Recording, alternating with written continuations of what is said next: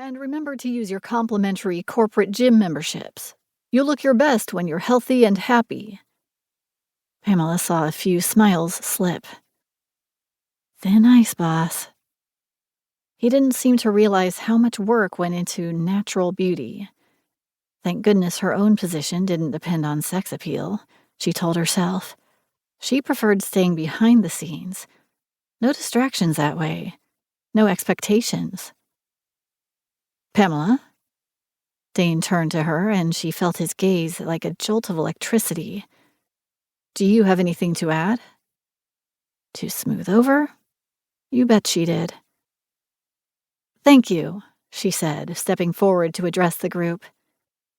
"Mr. Bergman's comment regarding our common core values is well taken.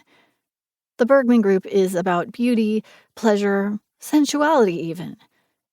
Obviously, we don't dictate how you use your personal time.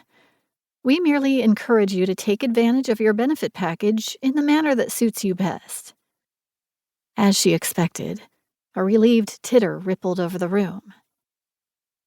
"The next 6 weeks will be busy as we prepare to showcase our new club at the Vancouver Food Festival.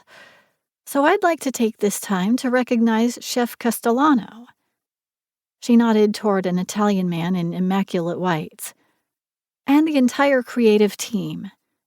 You've created a brand new menu for Strut, without interrupting the award-winning service in either the pub or the restaurant.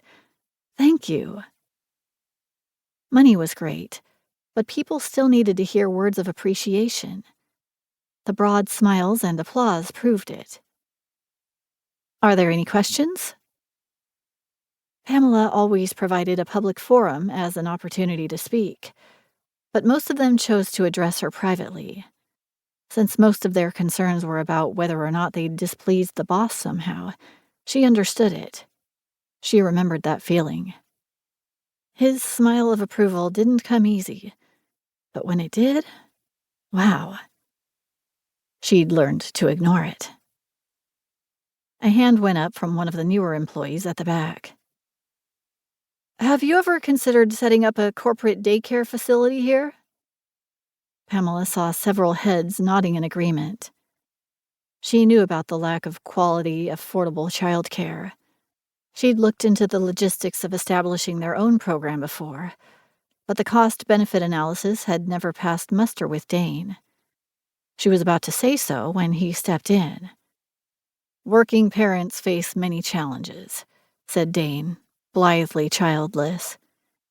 "Nothing is more important than providing for your families, and I admire each and every one of you who does this vital job. As for childcare, the Bergman Group attracts the top talent, in part because of our above-industry standard compensation, but also because we always strive to meet the needs of our team members. We want you to be the best sous chefs, the best technicians, the best hostesses and bottlers and servers and busboys. If childcare remains an issue, I'll have Pam look into it again. Now, if you wonderful people will excuse me, I've got a meeting." Great.